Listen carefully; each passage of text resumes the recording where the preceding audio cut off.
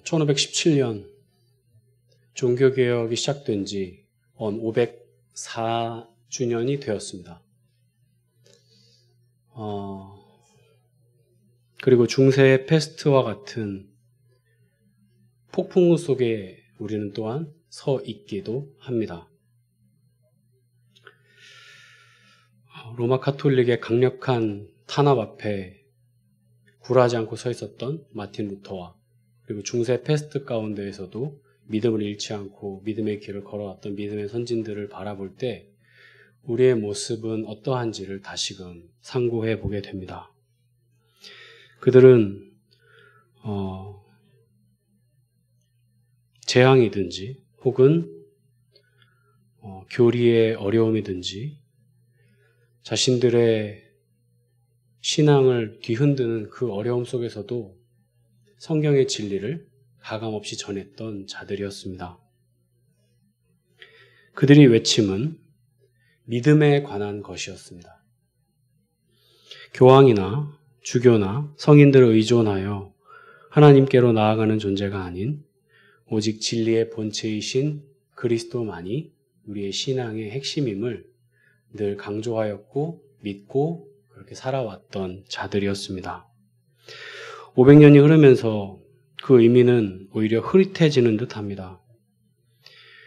그리스도를 믿는다는 것에 대한 고민이 많이 사라졌고요. 믿음이 무엇인가에 대한 이해와 관심도 없이 그저 오늘 나에게 주어진 삶을 살아내기에 급급합니다. 가을 하늘을 볼 겨를도 없이 바쁘게 살아가는 우리의 일상입니다. 이것이 물질 문명이 만들어낸 폐해가 아닌가 생각합니다. 우리는 무엇을 위해 그렇게 열심으로 살아가고 있는 것일까요? 돈을 벌기 위해 내 시간과 에너지를 사용함으로써 돈에 굴복된 존재로 살아가는 것은 아닌지 돌아봅니다. 돈은 본래의 목적은 사실은 하나님을 위하여 사용되어져야 하고 또한 돈에 굴복된 굴종된 존재가 아니라 돈에 독립된 존재로 살아야 함에도 불구하고 우리는 이 자본주의의 사회 가운데 억눌려서 그들이 추구하는 바를 동일하게 쫓으며 살아가고 있는 것은 아닌가 생각해 보게 됩니다. 성경이 가르쳐주는 인생의 목적은 예수 그리스도와 한 몸이 되는 것입니다. 그 모습을 닮은 곳이 가정이고 교회입니다. 부부가 한 몸이 되는 신비, 교회 공동체가 그리스도를 머리로 하여 한 지체요, 한 몸이 되는 것이죠. 가족 구성원들도 교회의 현재 세대나 다음 세대 모두 예수 그리스도와 한 몸이 되기 위해 살아가는 삶의 목적만이 우리의 본래의 삶의 가치를 발견하는 기준이 될 것입니다.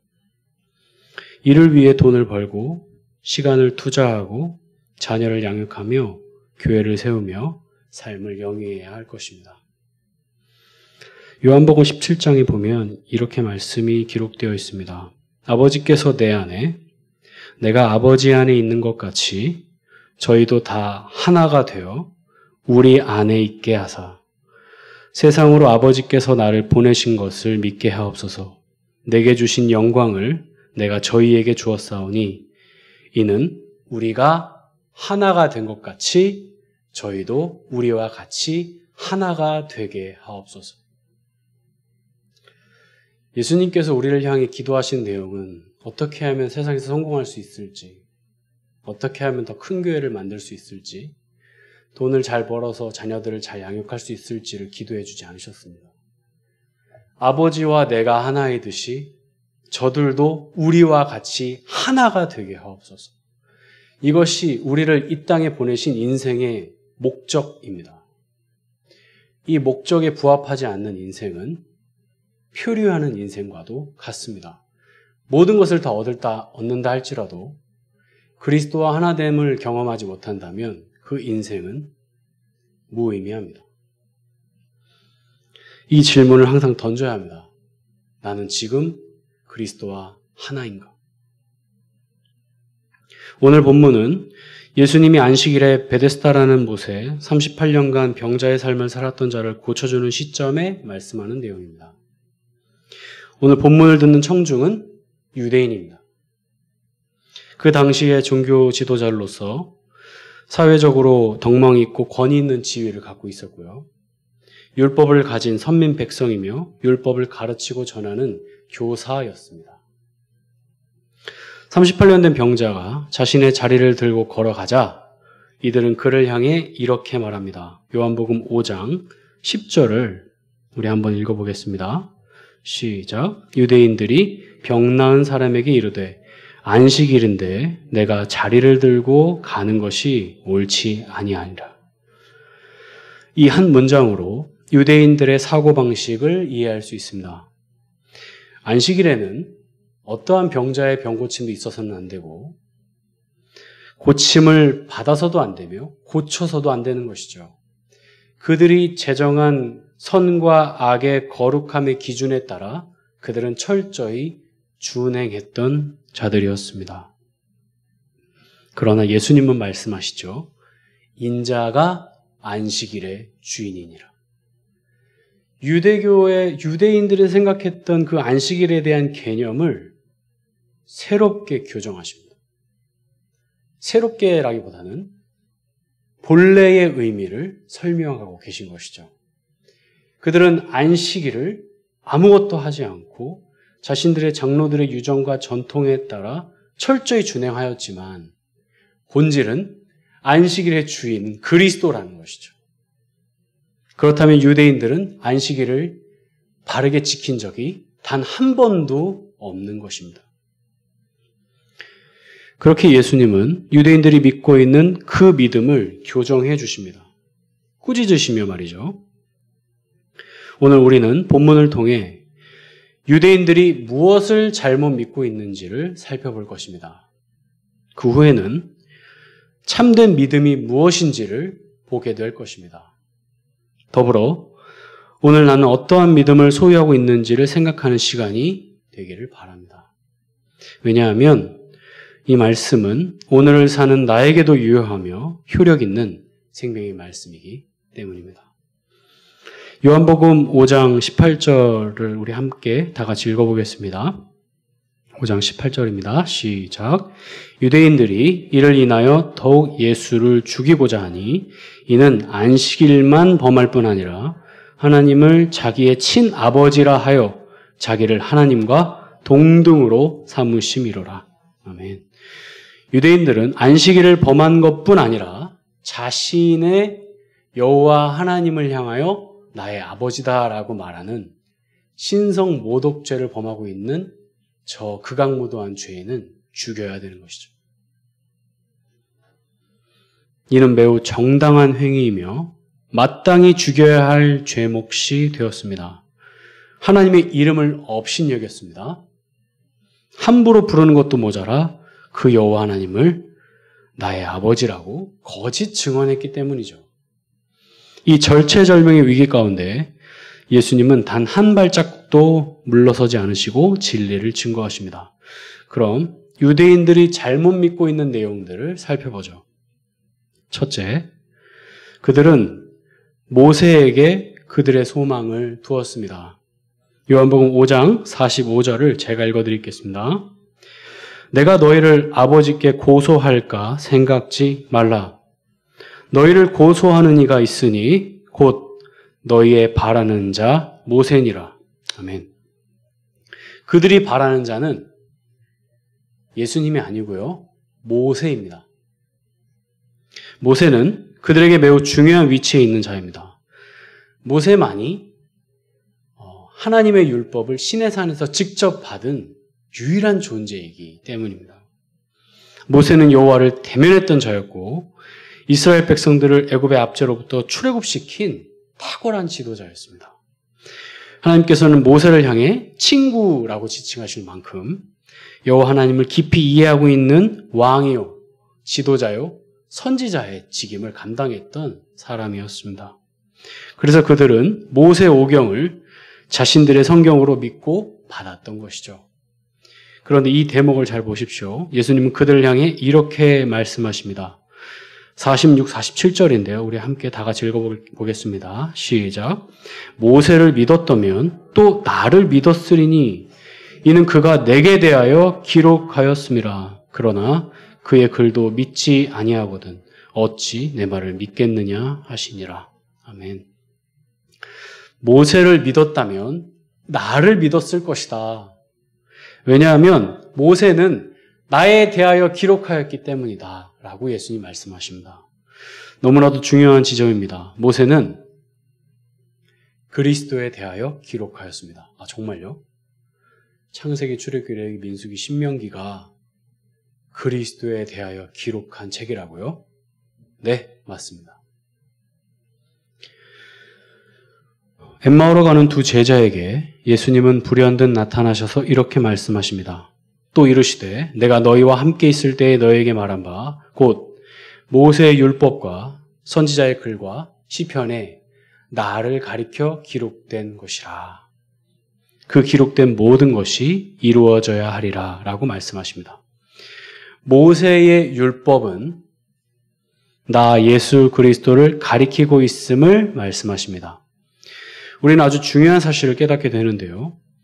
모세의 율법의 본래 목적과 방향성은 예수 그리스도를 가리키기 위함이라는 점입니다.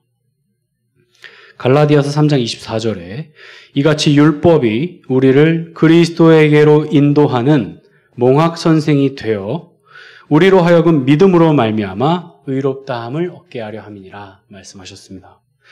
율법은 우리를 그리스도께로 인도하는 초등교사입니다. 율법은 사실은 그리스도를 드러내기 위한 수단인 것이죠. 율법이 가리키는 원형은 다름 아닌 예수 그리스도이심을 예수님이 직접 증거해 주십니다. 예수님 말씀하시죠. 내가 율법을 폐하러 온 것이 아니라 율법을 완전케 하려 함이라. 예수님이 율법의 완성자가 되십니다. 모든 율법을 다 이루시고 완성하신 분이십니다. 그래서 이제 율법은 더 이상 우리를 지배할 수 없게 된 것이죠. 사망에서 생명으로 옮겨진 존재가 바로 나이기 때문입니다. 율법은 우리로 하여금 죄를 깨닫게 함으로 그리스도를 바라보며 그리스도께만 유일한 소망이 있음을 발견케 하는 도구입니다. 그러나 유대인들은 이 율법을 소유한 것으로 선민의식을 가지고 있었고 율법을 지켜 행함으로 자신의 신앙을 증명하려고 하였습니다. 그래서 그 율법을 가르치는 일에 열심을 내었던 것이죠. 그러나 예수님은 분명히 틀렸다라고 지적하십니다. 율법을 통해 그리스도를 보아야 합니다. 율법에는 도덕법, 시민법, 의식법이 있죠. 이 도덕법, 시민법, 의식법은 우리가 그리스도를 통해만 봐야 하는 것이죠. 그래서 결국 유대인들을 최종 심판에서 고소하는 이는 예수님이 아닌 모세임을 말씀하십니다. 모세를 열심으로 믿었는데 혹은 율법을 열심으로 믿었는데 오히려 그것이 그들에게 올무가 되어 그들을 심판하는 이유가 됨을 말씀하고 계십니다. 로마서 2장 12절에 무릇 율법 없이 범죄한 자는 또한 율법 없이 망하고 무릇 율법이 있고 범죄한 자는 율법으로 말미암아 심판을 받으리라 라는 말씀의 성취이기도 합니다. 유대인들이 잘못 믿고 있는 내용 두 번째입니다.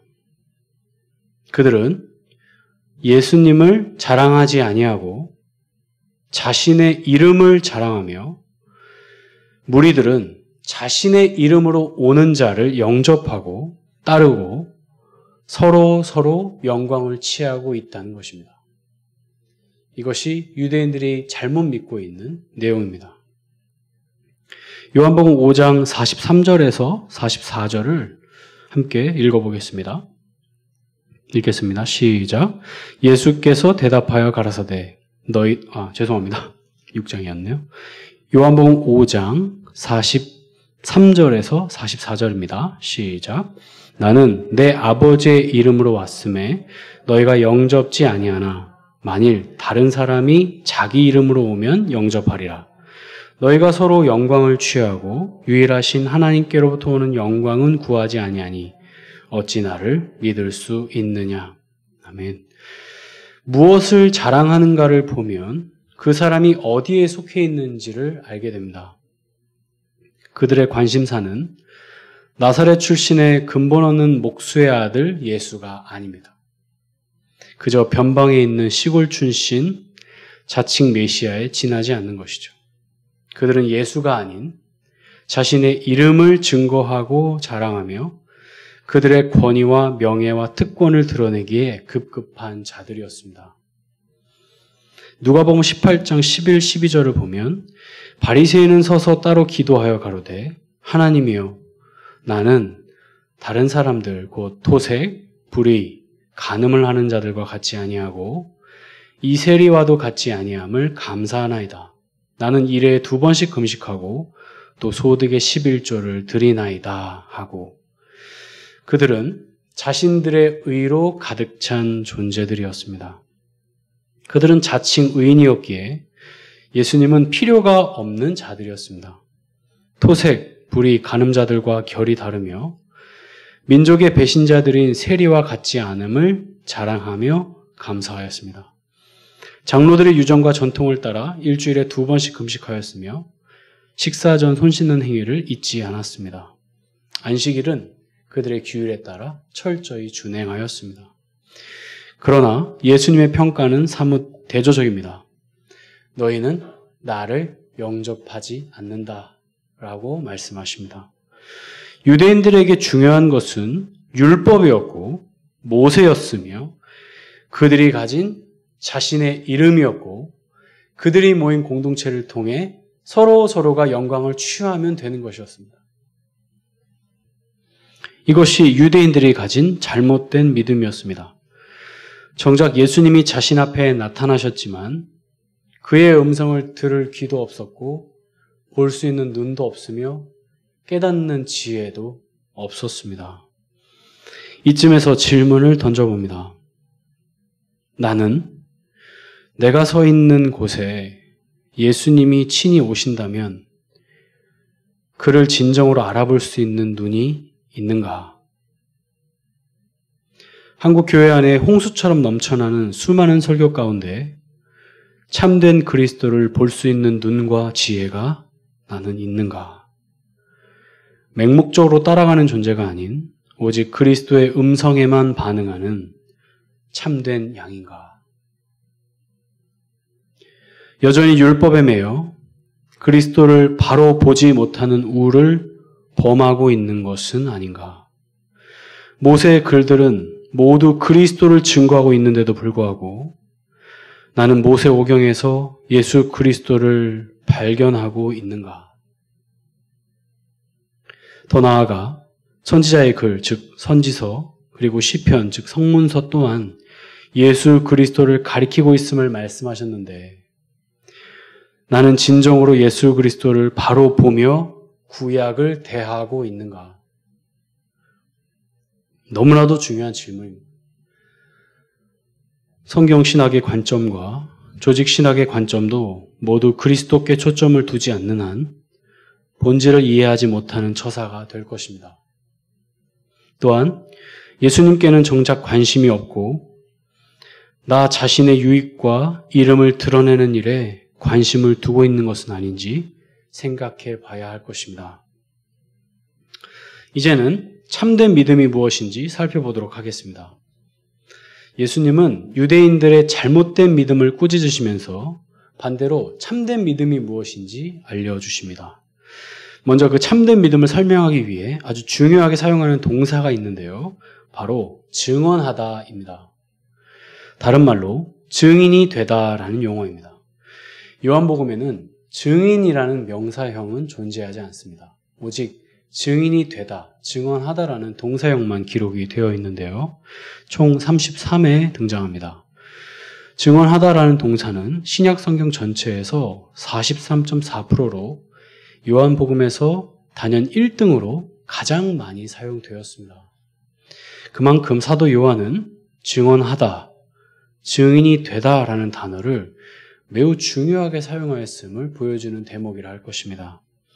요한복음 다음으로 많이 사용된 곳이 사도행전임을 감안할 때 증인으로서의 삶을 다룬 책이 사도행전임을 우리는 알 수 있는 것이죠. 바울은 하나님을 자신의 끊임없는 기도에 대한 증인이라고 부르고 있고요. 데살로니가 교인들을 자신의 흠없는 생활에 대한 증인으로 요청합니다. 고린도후서에서 바울은 자기가 진실을 말하고 있는지 아닌지 하나님이 증인이 되신다라고 말씀합니다.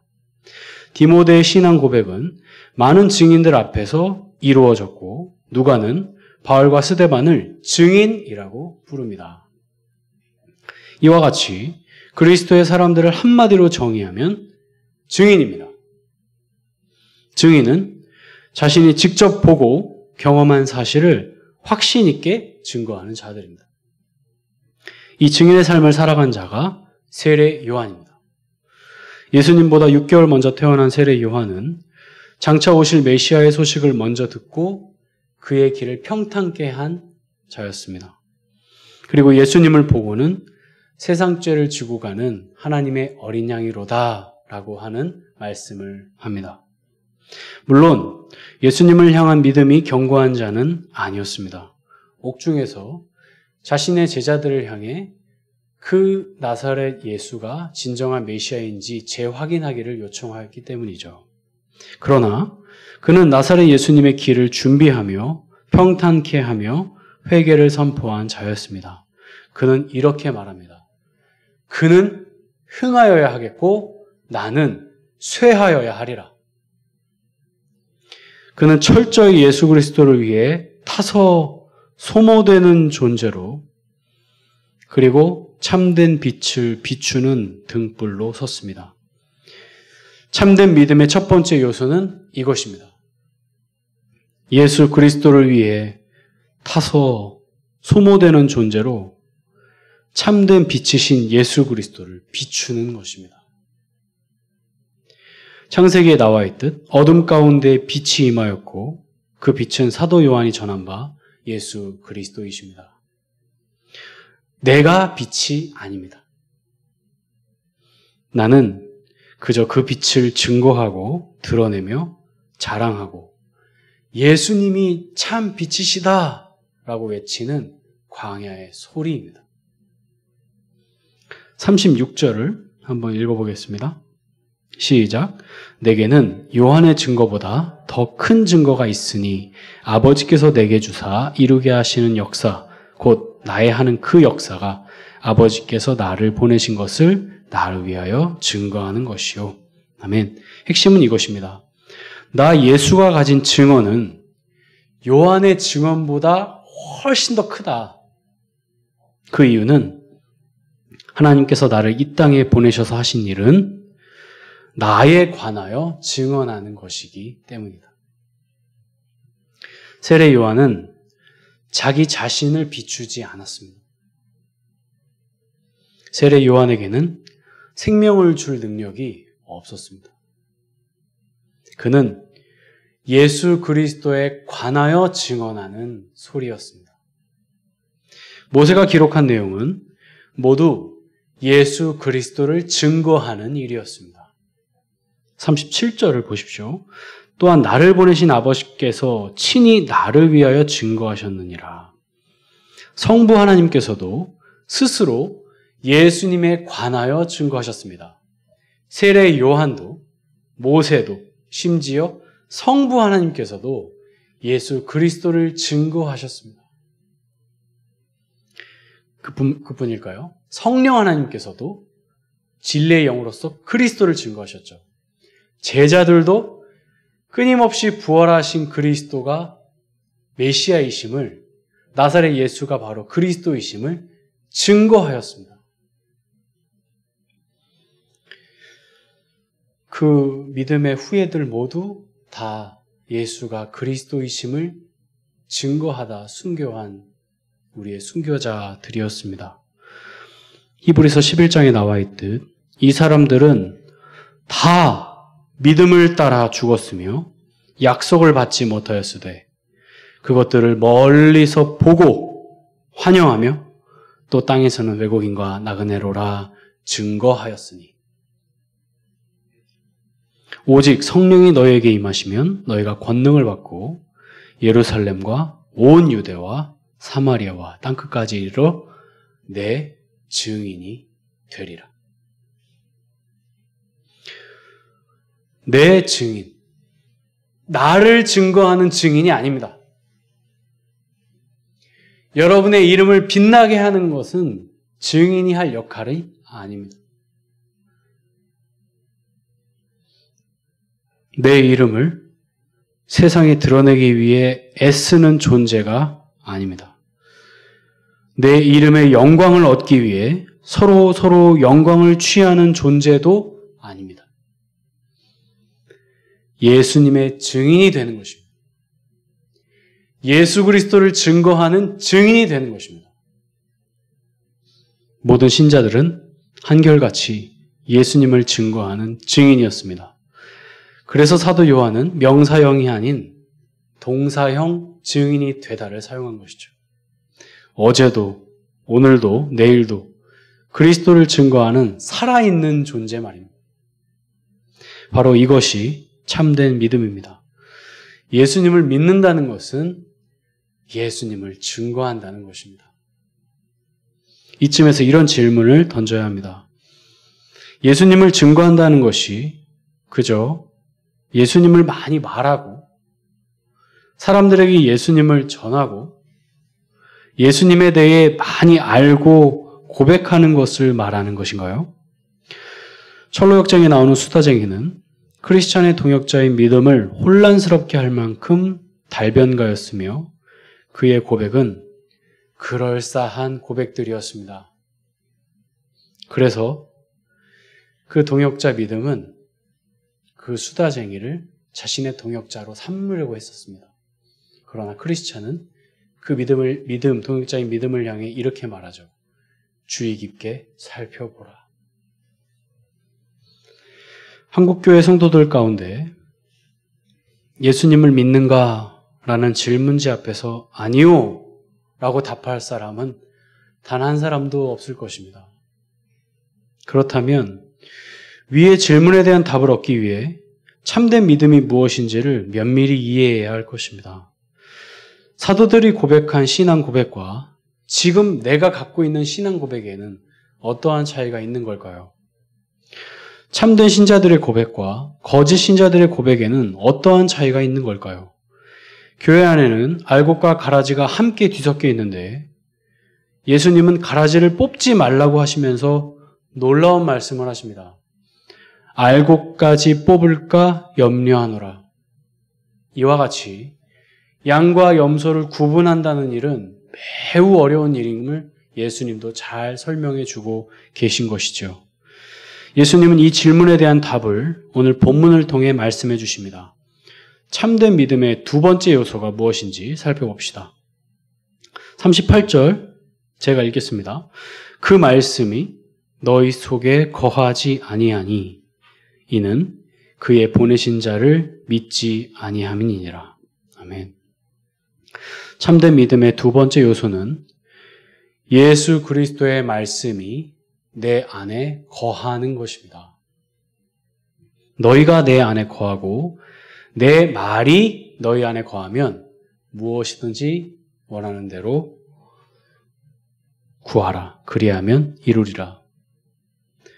너희가 내 안에 거하고 내가 너희 안에 거하는 것이 아닌 내 말이 너희 안에 거하는 것이라고 특정지어서 말씀하셨습니다.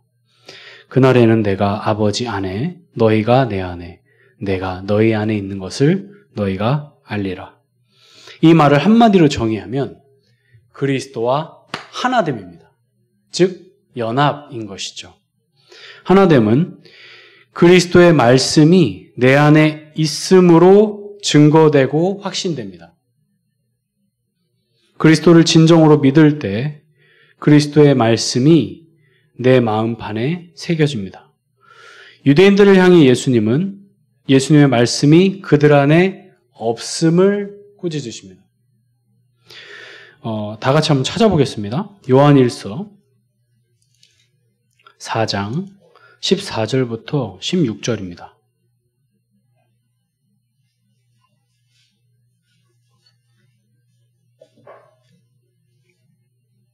요한일서 4장 14절부터 16절을 우리 한 목소리로 함께 읽어보겠습니다. 시작. 아버지가 아들을 세상의 구주로 보내신 것을 우리가 보았고 또 증거하노니 누구든지 예수를 하나님의 아들이라 시인하면 하나님이 저 안에 거하시고 저도 하나님 안에 거하느니라. 하나님이 우리를 사랑하시는 사랑을 우리가 알고 믿었노니 하나님은 사랑이시라. 사랑 안에 거하는 자는 하나님 안에 거하고 하나님도 그 안에 거하시느니라. 아멘. 사도 요한은 우리가 예수님을 보았고 증거한다고 고백합니다. 그리고 예수님이 하나님의 아들이심을 시인합니다. 그리고 하나님의 사랑을 알고 믿었다고 고백합니다. 그런데 오늘 본문 5장 42절을 보시면 이렇게 기록되어 있습니다. 다만 하나님을 사랑하는 것이 너희 속에 없음을 알았노라. 예수님의 말씀이 내 안에 거하는 것은 예수님을 보았고 그의 음성을 들었고 깨달았음을 의미합니다. 이는 성령 하나님께서 친히 증거하시는데요. 그의 성령을 우리에게 주심으로 우리가 그 안에 거하고 그가 우리 안에 거하시는 줄을 아느니라 라고 말씀하십니다. 그러나 유대인들은 이것을 경험하지 못합니다. 5장 37절을 보시면 같이 한번 읽어볼까요? 시작. 또한 나를 보내신 아버지께서 친히 나를 위하여 증거하셨느니라. 너희는 아무 때에도 그 음성을 듣지 못하였고 그 형용을 보지 못하였으며. 구원의 확신은 나의 최면이나 자기 확신이 아닙니다. 내 안에 거하시는 성령 하나님께서 그리스도의 말씀이 내 안에 살아 움직이도록 이끄심을 경험할 때 이루어집니다. 나의 완전한 거룩의 삶으로 그것을 확신하는 것도 아닙니다.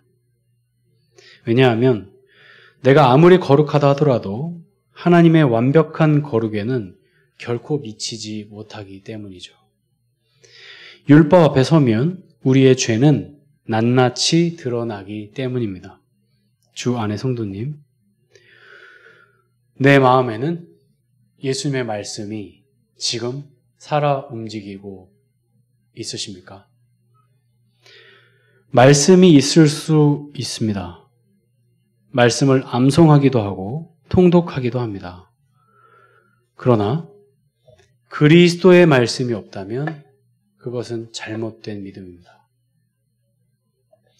그리스도를 믿는다고 말할 수 있습니다. 그러나 그리스도를 향한 사랑이 없다면 그 또한 잘못된 믿음입니다. 구약을 통해 그리스도를 보지 못한다면 그 역시 잘못된 믿음입니다. 신앙생활을 통해 나 자신의 유익과 나의 이름을 드높이며 하나님의 영광이란 이름 하에 행하는 모든 일련의 신앙생활은 다 죄와 같이 사라질 것입니다. 오직 그리스도를 자랑하고 증거하며 그리스도 한 분만을 얻기를 갈망하는 자, 그리스도를 향한 사랑의 마음을 가진 자가 진짜 참된 믿음을 소유한 자입니다. 모든 사도들은 이러한 열매를 맺고 순교한 자들이었습니다. 종교 개혁자들은 예수님을 위해 강력한 권력 집단인 로마 카톨릭에 맞서 무릎 꿇지 않고 당당히 외쳤습니다. 한국교회 현주소는 지금 어디에 와 있을까요? 우리 한국교회는 정말 예수님을 증거하는 일에 혈안이 되어 있나요? 예수님 한 분을 얻기 위해 신앙생활하고 있나요? 이 싸움은 매우 치열합니다. 자신의 이름으로 서로 영광을 취하고 있는 모습은 없는지요? 예수님은 안중에도 없고 그저 우리의 열심으로 구원을 이루고자 하는 잘못된 열심은 나에게 없는가요? 진정 행함에 대한 동력은 나 자신의 확고한 결단에 있지 않습니다. 예수님을 깊이 알고 믿고 그를 사랑할 때 비로소 참된 행함의 열매가 맺혀져 가는 것이죠. 이것이 신앙의 원리이기 때문입니다. 내 마음이 예수님으로 가득 채워질 때 내 안에 선을 향한 참된 동력이 생기는 것입니다. 말씀 안에서 그리스도를 발견하시기 바랍니다. 그리스도를 만나시고 경험하시기 바랍니다. 이것은 말씀을 읽을 때 내 삶의 적용점과 교훈을 찾는 일보다 우선되어야 할 것입니다.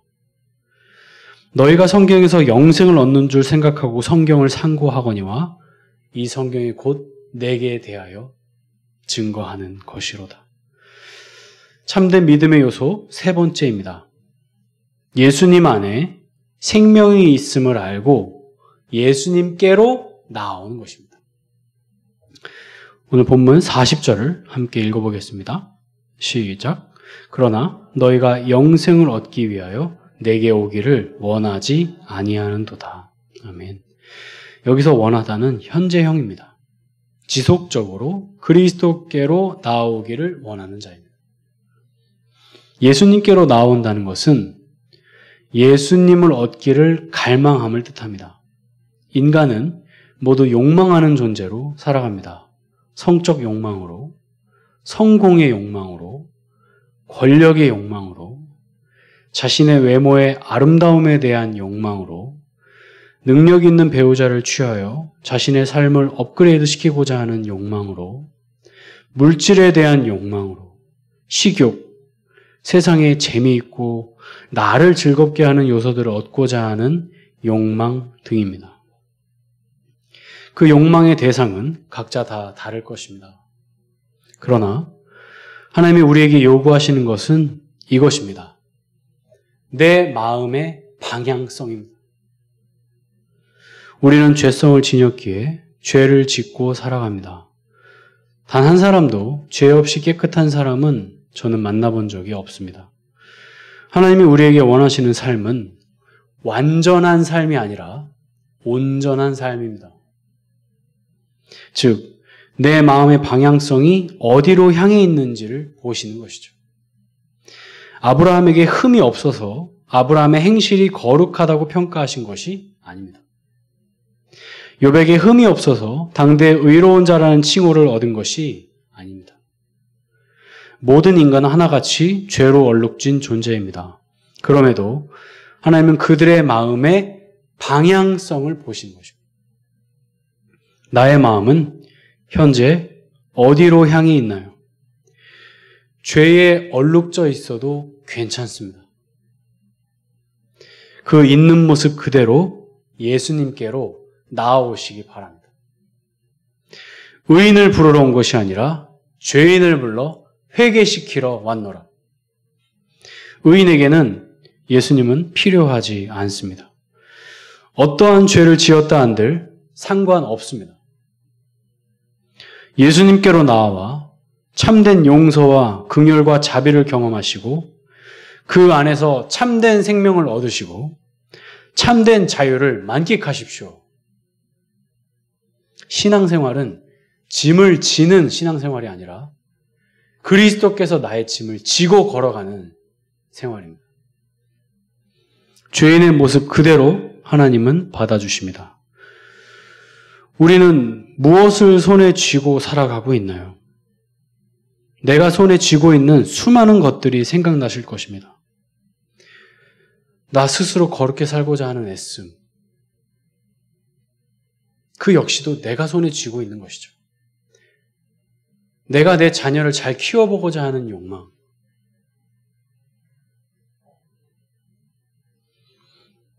우리는 본래 그러한 존재입니다. 심지어 법정 스님도 무소유를 말할 때 소유가 없음을 말하지 않고 이 세상에 없는 하늘의 것을 소유하는 것이라고 말했습니다. 우리는 삶을 살아가면서 소유할 수밖에 없습니다. 하나님은 그것을 다 버리고 거렁뱅이로 살라고 말씀하지 않으십니다. 오히려 내 마음의 중심이 예수님께로 향해 있는지를 보시는 것이죠. 일례로 어떤 사람이 철저히 수도사의 삶을 살았다고 생각해 봅시다. 근데 그의 마음에는 온갖 자기 자신의 의로 가득하다면 그 사람의 선행과 그 사람의 인생은 예수님과 아무런 상관이 없습니다. 그런데 그의 삶이 흠이 있고 순결하지 못하고 거룩하지 못하며 정결하지 못하며 누가 보기에도 죄인 취급받을 만한 사람일지라도 그 사람의 마음의 중심이 그리스도께로 향해 있다면 예수님은 그 사람을 영접하십니다. 한 번은 하나님께서 천국잔치를 베푸시고 사람들을 불러 모으셨을 때 그 사람들이 자신들의 일로 인하여 모두 다 거절하였습니다. 그래서 시장 어귀에 나가 아무나 데리고 옵니다. 그 데리고 온 무리에는 선인과 악인이 함께 공존하였습니다. 그때에 그 주인이 잔치에 찾아와 단 한 사람을 내쫓는데 그 한 사람은 예복을 입지 않은 사람이었습니다. 악인들을 내쫓지 않으셨습니다. 우리들은 이러한 오류에 빠지기 십상입니다. 내가 생각하는 선, 내가 생각하는 악 말이죠. 그러나 그것은 나의 기준이지 하나님의 기준은 아닙니다. 하나님께서 보시는 선과 악의 기준은 그리스도를 소유하였느냐 소유하지 못하였느냐에 있는 것이지 그 사람이 얼마나 거룩하게 살았느냐에 있지 않습니다. 얼마나 거룩하게 살았냐를 어떻게 기준으로 삼을 수 있을까요? 그리고 그것이 기준이 된다 한들 하나님의 완벽한 기준을 만족시킬 자가 과연 누구입니까? 우리의 선과 악의 기준은 그리스도입니다.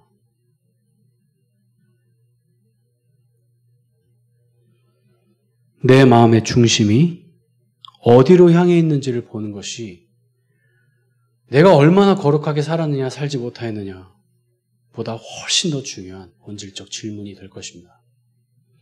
이것이 세상 안에 있지만 세상에 속하지 않은 자라는 신비한 지점입니다. 만약 우리가 이 세상의 모든 속세를 다 벗어야 한다면 세상 안에 있지만이라고 말하지 않았을 것입니다. 세상 밖에 있는 존재로 부르셨으면 되는 것이죠.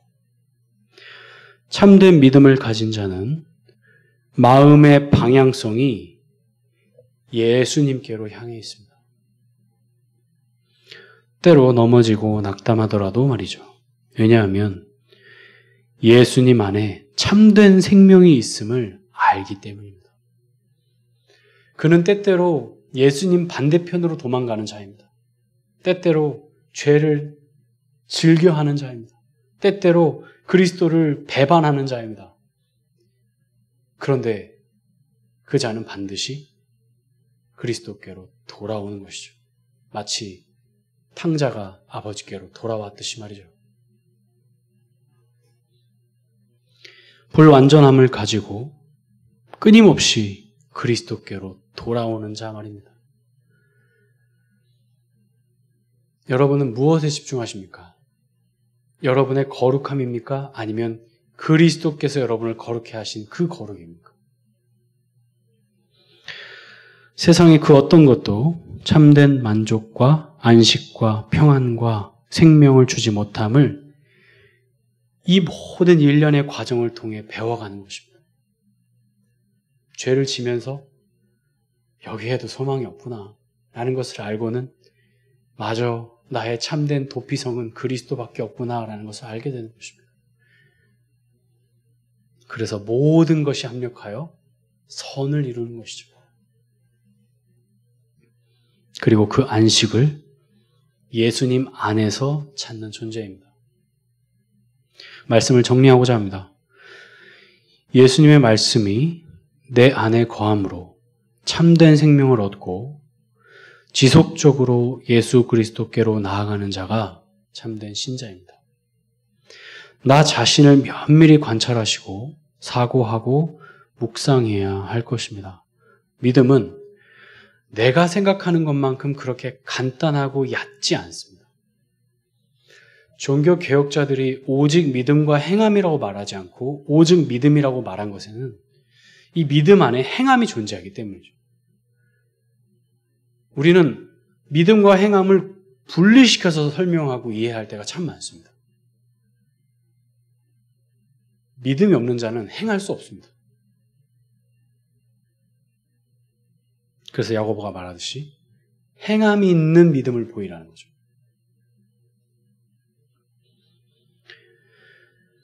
믿음은 그저 한 문장, 두 문장으로 정의 내릴 수 없으며 그렇게 정의를 내리기 시작하면 나의 믿음은 풍파에 쉽게 흔들릴 것입니다. 그리고 거기서 피어나는 열매도 건실하지 못할 것입니다.